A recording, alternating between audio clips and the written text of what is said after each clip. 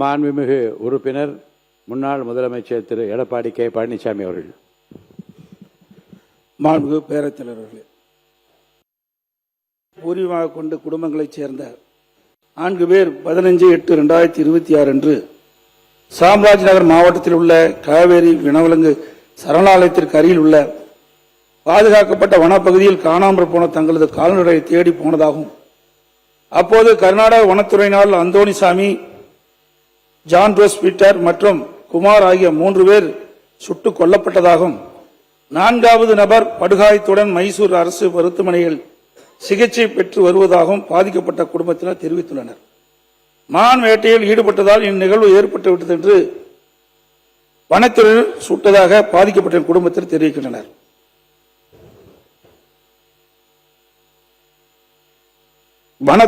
மான் வேட்டையில் ஈடுபட்டதாக இந்நிகழ்வு ஏற்பட்டதாக அரசும் வனத்துறையிடம் தெரிவிக்கின்றனர். கர்நாடக வனத்துறையினால் அப்பாவி தமிழர்கள் 3 பேர் துப்பாக்கியால் சுடப்பட்டு உயிரிழந்த ஒரு துயரமான சம்பவமாகும். இத்துப்பாக்கிச் சூட்டில் மிகப்பெரிய சதி நடைபெற்றுள்ளதாக தெரிவித்து ஹானூர் கிராம மக்கள் போராட்டத்தில் ஈடுபட்டனர். இச்சம்பவம் நடைபெற்ற இடம் 2 மாநிலங்கள் எல்லை பகுதியாகும்.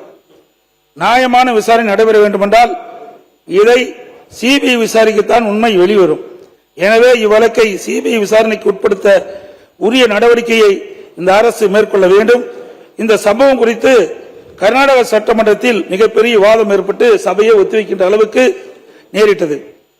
உயிரிழந்த 3 குடும்பத்திற்கு கர்நாடக அரசு அறிவித்துள்ள நிதி ரூபாய் 5 லட்சம் மிக குறைவு.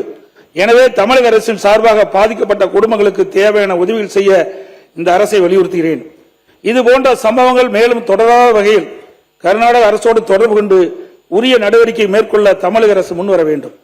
இப்பிரச்சனையின் உண்மை நிலையை தமிழக மக்களுக்கு தெரிவிக்க வேண்டிய கடமை இந்த அரசுக்கு இருக்கின்றது என்று கூறி அரசியலின் கவனத்தை ஈர்த்து அமைகிறேன்.